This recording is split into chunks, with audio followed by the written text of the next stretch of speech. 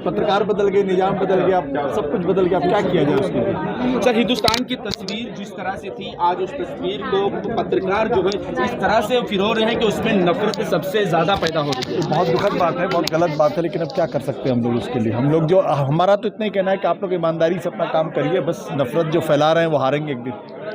Sir देश के लिए क्या कहेंगे कि देश के लिए सिर्फ इतनी सी बात ये है कि नफरत एक दिन हारेगी बस। और आज जो मुसलमानों पर एक खास करके प्रोग्राम लिया गया है कि जिस तरह से मुसलमानों के फ्यूचर्स है वो आगे चलकर कहा जा रहा है कि इसमें कुछ होने वाला नहीं है, लेकिन मुसलमानों को एजुकेशन के अलावा और क्या करना चाहिए? नहीं, हमारे ख्याल से मुसलमानों को एजुकेशन पे ही फोकस करना चाहिए और जो फिरका परस्ती है उससे दूर होना चाहिए, बस और संयम से काम लेना चाहिए। सर, नेतागण जो है बड़े बड़े ओहदे पर होने के बावजूद नफरत फैला रहे हैं देश में।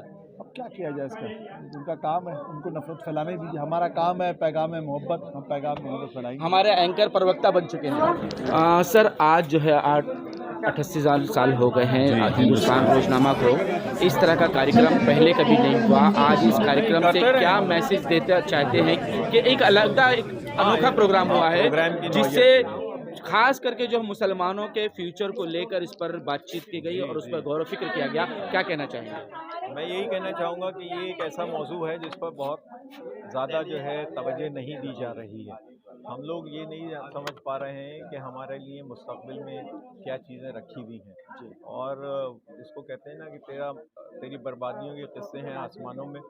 तो इस तरह का जो चारों तरफ हमारे माहौल है, इसमें मुसलमानों का रद्द अमल क्या होना चाहिए, उन्हें क्या लाहे अमल इख्तियार करना चाहिए, इस पर संजीदगी से गौर करने के लिए हम लोगों ने आज के ये महफिल मुज़ाकरा जो है मुनक़्क़िद की थी। और हमें इस बात की खुशी है कि हमारे पार्टिसिपेंट्स ने जो है बड़ी संजीदगी से और बहुत ही इसको कहते हैं ना काम की बातें यहाँ पर पेश की, और हिंदुस्तानी मुसलमानों के लिए आइंदा क्या रास्ता होना चाहिए, रोड मैप होना चाहिए, उस पर उन्होंने जो है अपने ख़यालात पेश किए। सर, ये सहाफ़ियों का प्रोग्राम था और ये एक प्रेस के लोगों का ही काम था, तो क्या ऐसा नहीं था पूरे देश में 2014 के बाद जो नफ़रत फैलाने का काम इन्हीं पत्रकारों ने किया है, गोदी मीडिया ने किया है, जो एंकर्स लोगों के हित की बात करना चाहते थे वो आज जो है वो रूलिंग पार्टी के प्रवक्ता बन चुके हैं? हाँ, इसमें तो कोई शक की गुंजाइश नहीं है कि हमारी मीडिया का एक बहुत बड़ा हिस्सा जो है वो खुद जो है ज़हर आलूद हो गया है, और वो एक ख़ास एजेंडे पर जो है अमल कर रहा है जो किसी ख़ास ग्रुप को फ़ायदा पहुंचाने के लिए जो है तैयार किया गया है। और मुझे इस बात की भी खुशी है कि ऐसे बहुत सी आवाज़ें अब भी बुलंद हो रही हैं जो इस ट्रेंड को पसंद नहीं करती और उनके खिलाफ जो है वो आवाज़ें बुलंद कर रही हैं। सर, तारीख को अगर हम देख ले तो रेडियो रवांडा जैसी हरकतें क्या आज हिंदुस्तान के पूरी मीडिया की हो गई है? क्या वो सब के सब मिलकर नस्ल कुशाई की तरफ ले जा रहे हैं?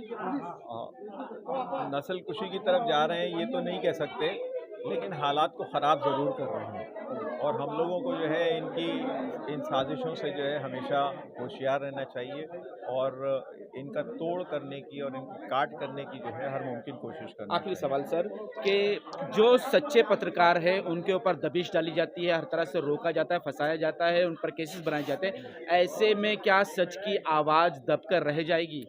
नहीं, सच तो ऐसी चीज़ है कि हर हाल में जो है बुलंद होके रहेगा, और सिर्फ पत्रकारों के साथ ही नहीं, बहुत से लोग हैं ऐसे इस मुल्क में जिनके साथ बड़ी ज़्यादतियाँ हो रही हैं, और इन तमाम लोगों को जो है बारी बारी अलग अलग तरीके से जो है नुकसान पहुंचाने की, उनको जो है कंटेन करने की कोशिशें की जाती हैं। लेकिन मुझे यकीन है कि ये कोशिशें एक हद तक तो कामयाब हैं, लेकिन जल्द या बदेर इनको नाकामी का मुंह देखना पड़ेगा। आज के कार्यक्रम को लेकर क्या कहेंगे? मैं यही कहना चाहता हूं कि हमने पहल की है, लोग इस चीज़ को लेकर आगे बढ़ें। कार्यता करना कितना आसान है, कितना सहल है कि बिना कुछ किए अगर आप पार्टी की तरफ से बोल दोगे, किसी राजनीतिक पार्टी की तरफ बोलोगे तो आप गोदी मीडिया कहलाओगे, और सच्चाई कहोगे तो इस पत्रकार ने कुछ ना कुछ ले लिया है।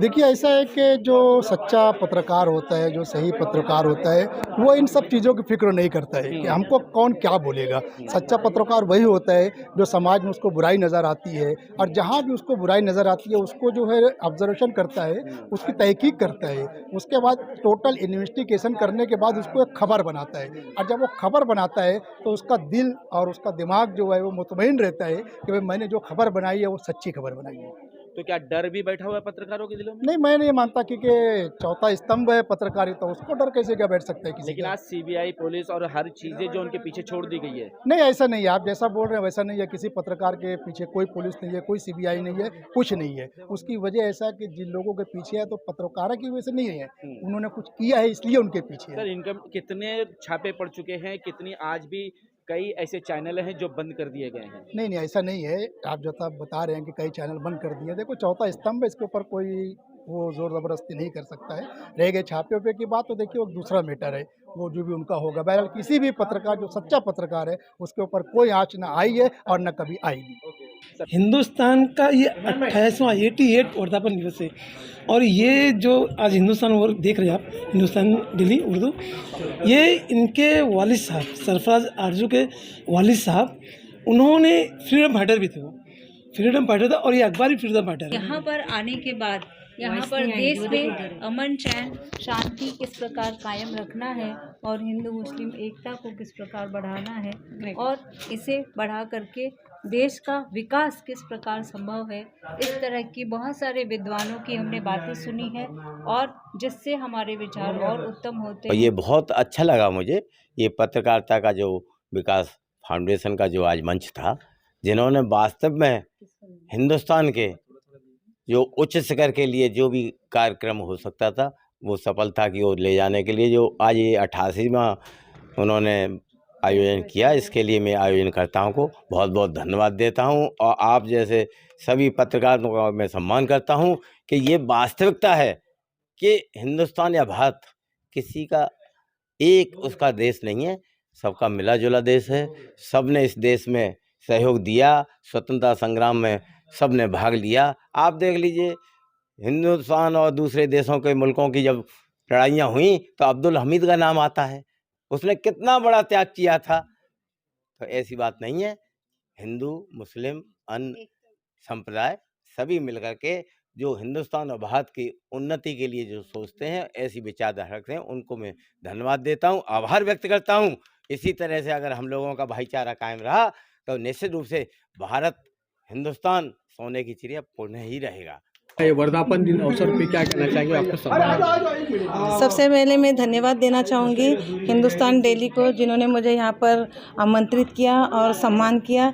और मैंने यहाँ देखा कि आज यहाँ पर हिंदू मुस्लिम एकता के बारे में जो बातचीत की वो बहुत ही अच्छा लगा मुझे। और ऐसे ही जब कुछ आप जैसे लोग यहाँ पर एकत्रित होंगे और यहाँ पर हिंदू मुस्लिम एकता के बारे में बात करें तो ज़रूर हमारा हिंदुस्तान आगे बढ़ेगा और नाम रोशन करेगा। धन्यवाद।